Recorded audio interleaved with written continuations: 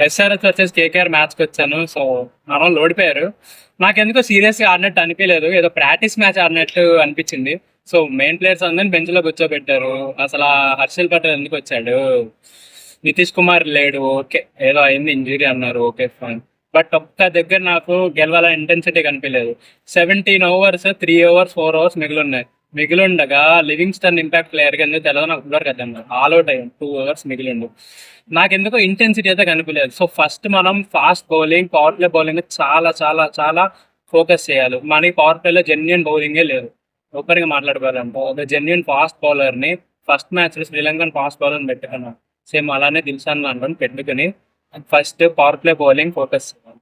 లేకపోతే చాలా కష్టం. ఈ టీంతో అయితే మనం ప్లేయర్స్కి వెళ్తే చాలా ఇబ్బంది పడతాం.